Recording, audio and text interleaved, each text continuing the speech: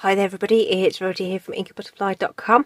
Thank you so much for joining me again today for another card making video, and this time we are doing something really nice and simple, and we're going to be doing some heat embossing.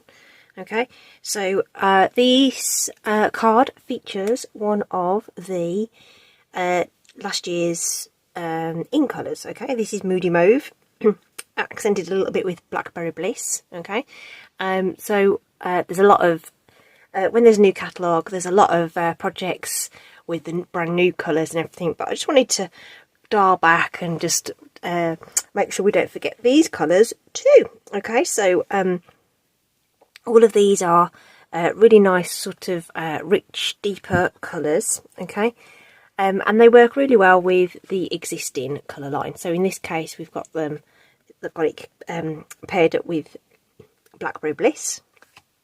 Okay, the stamp set that we're going to feature is Enduring Beauty. This is the set, or one of the sets even, that has coordinating dies and masks. But we are just going to use the stamp set today, okay, and keep that really nice and simple. And we need two sets of dies. We're going to be using the stylish shapes. So I've used the largest stitched circle, which I've got out already. Okay, and then we're using one of the deckled circles as well. These are an online exclusive, so you'll find them in the online store there. Get absolutely loads of dies. I think there's 14. Yeah, there is 14. And obviously I've selected a size that just fits around the edge of that, just to give us a hint of that darker colour. And that's the only additional accent we've really got on there, really. Okay, so just to sort of obviously give you a different colourway. I know that people appreciate the additional colourways because colour is a very personal thing, and some people love these colours. I love this, and I actually really like wild wheat as well. Okay, this is wild wheat. I like it. A lot of people do not. So you know, so these are all simply serving suggestions, and you use the colours that you want to make your project. Okay, so for the sample we're going to make with you today, we're actually going to go with copper clay. So we're going to turn it into the sort of neutral sort of area. Okay, all right, and we're going to accent that with the early espresso. That's what we're going to do with that one. Okay, and then so that's just a regular card base. So we've got, this is just an offcut, which happens to be the right size to die cut this, which was fortuitous. So we'll just get that taped onto there, ready to go. In fact, I might just get that chopped while when I say chopped, I mean die cut through my big boss. My big boss that is always set up on the desk, so I can just wind that through. Just sits off here on the right hand side, so we'll get that die cut. That's ready to go, and we can pop that away in a bit. And then these two strips, so when I cut my card base, I did another couple of pieces with the leftover bits and pieces, so we could do our stamping and die cutting. Okay, so just going to bring in some scrap because we're going to be stamping off the page a little, and I'll be bringing in my tidy tray and our bright white embossing powder. Okay, so these come as a set of 3, so the white comes with the clear and the black as well. Okay, so we've got white embossing powder that we're going to use today. Okay, so that's going to be ready to go. And like I say, we're just using the large stamp, and I've got one of the sentiments there. Okay, and of course we'll need our Versamark ink. Okay, so let's just get, oh, do you know, I always forget this little portion and then I'd regret it. So I even left it on the desk to try and remind myself. Use the anti-static bag just to remove any dampness, grease, anything else that might be on that cardstock before you emboss. And that just means that the powder will stick to the ink and not to anything else. Okay, so we're going to pop that sentiment on there. Okay, and there's loads of room around the edge to make sure that we've got the clearance for that die. Okay, and it might even be that we change our mind about that. So that's come out beautifully. So it is a watermark ink, don't forget. So you will get this sort of dark look to it. Okay, and then when you chuck the powder on, let's move the lid out of the way. That should cling very nicely. And just tap off any excess. Okay, and at the moment that looks really dull, but when we heat it, it will really shine up. Okay, all right. So I'm just going to pop that to one side just for a second. Ooh. Okay. So once you've powdered the cardstock, you don't want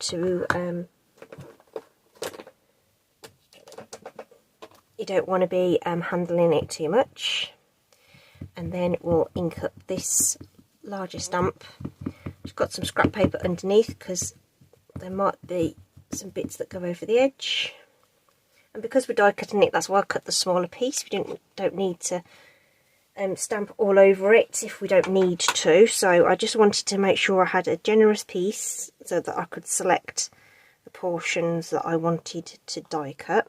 Okay. And we'll just obviously pop that down with some firm pressure and try and get it sort of central, and then we've probably got some space to orientate that circle die over the top. Okay, so this block, if we're honest, is a little on the small side for this stamp. It just hang off just ever so slightly, but because we are focusing our attention on that centre portion, I'm not going to worry too much about it. Okay, it's mostly there. In fact, I think it does quite a good job considering. Okay, and just like we did with the sentiment, we will just coat that in some powder. And it looks like you're using absolutely loads of it, right? But it all goes back in the jar. It won't go to waste. So you just want to make sure all those little bits are covered. I say these edge parts probably are going to end up being cut off, but you know, you don't want to limit your options if you want to sort of orientate that circle in a different way.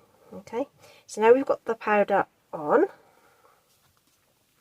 and we can just funnel that away.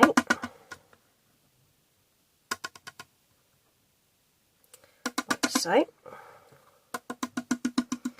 Okay, I did some embossing in my video yesterday. Did you see the Stamp Around UK video hop yesterday? We're all doing projects with black and gold. So there was some heat embossing going on there as well. Right, okay, I'm going to use the tweezers to hold on to this one, I think.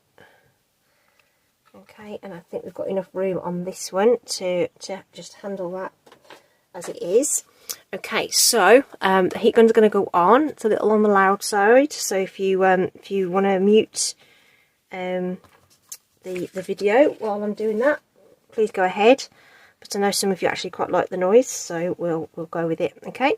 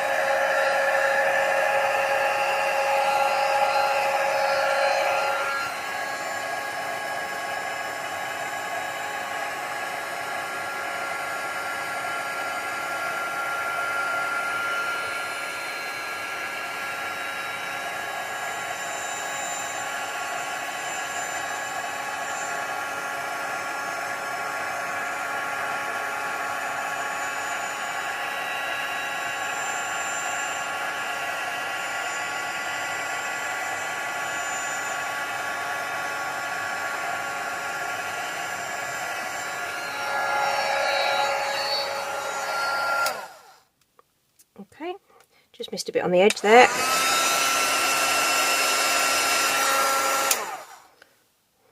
There we go. So just shining that in the light, and I could see that that bit hadn't gone shiny. Okay, so hopefully you kind of saw that going as I was heating that. So it will end up, this one will show it really, really well. But see how glossy? I'm hoping you can see it anyway. See how glossy that is? Absolutely stunning. Okay. And now we can get these die cut. So we'll just use, again, we'll just use some little bits of tape. This is also from the Stylish Shapes, rather than introduce anything else. So we'll just pop that on there. And then we can pick where our, we could use the, there are other circle dies, of course, that we can use. So what's that? Spotlight on Nature. Those have got circles in them, so you could use those as well. Just reaching up to get those. Let me just see. So these are the Spotlight on Nature ones. Okay, so if you wanted something a little bit more decorative, in fact, shall we do that? Just to spin that up a little bit. So you can totally use the stitched circle, okay. We want something of a similar size though. So that one would work, I think. She says trying to bend 2 pieces of cardstock to get it off. So that one could work. I think the other one, the next size up would be too big. Where's the yeah, so because the decorative circle I've cut, the next size up, you'd lose that deckled edge, but we could use this one just for something different and give you another option. Okay, did look at using Everyday Details. That's one of the online exclusives, but the size of those didn't quite do what I needed it to do. Okay, so this is going to be a smaller circle, isn't it? So do we want to do this? It's just ever so slightly smaller. We're going to get a much bigger border, and I think we shall stick with the stitching. Okay, but it's an option, right? Okay, so if you were going for something else, or doing a different project, you might choose to do that. So now, like I say, you can fiddle about with this. You can kind of choose to chop a bit more of the flower off, or you could go with more of the leaves up here. So you can kind of manipulate this a little bit to capture the piece that you want. Okay, and just to make sure that that cutting line is over the cardstock. So the cut line on this die is actually halfway across. You've got a sort of an innie and an outie for the stitching. So if it's just over the edge, it's probably still going to catch it. So I think I want all those blooms, that little bud, and then we'll go about, I think we'll go about there. Okay, take that down, and then let's run that through the machine. So we're going to end up with that kind of look. Okay, like I say, you can you know, I've chosen to do circles, but there's nothing to stop you doing this with squares. The stitched, not the stitched, the Stylish Shapes have a square die as well, so you could use that and cut your own layer. Okay, so there's our little bits and pieces there. It comes out of the dies really easily. Okay, got all our scraps. So just to emphasise the edge of this, I'm going to take the coordinating copper clay stamping blend, and I'm just going to run that across the edge of the cardstock. It doesn't look like it does much, but you'd be surprised once you layer it up and if you wanted to, you could kind of do it kind of slowly, because the cut edge will act like a wick for that ink, and it will kind of bleed in to the cardstock a little bit and help you get a little bit of a faux layer. Okay, so that's kind of a little optional extra just to enhance that a little bit and help it pop off the page. Okay, the thing I did with the sample card was I did rub over it with some ink, but it did stain the white embossing a little bit, so I'm going to skip that this time. Maybe it's just because it was pink. No, you wouldn't have that with that one. Okay, so now we're just putting the stuff together. Okay, so the embossing does bend the cardstock a little bit. It sort of, because it's drying it out, basically. The natural moisture being pulled out. So we'll just get some seal onto the back of that and get that lined up. The decal edge is a little bit more forgiving. Okay, and then we can get that onto the cardstock as well. Onto the card base is what I should have said.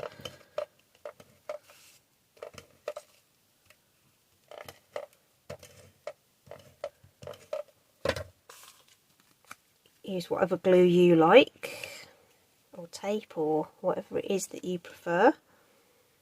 Let's pop that into place, and then we just want a couple of dimensionals onto the back of this. Now don't forget to use little edge strip things. Okay, so these are little edges that I've got cut down, so I'm going to use a couple of those, and I just want them on sort of the left hand side there, because it's going to hang off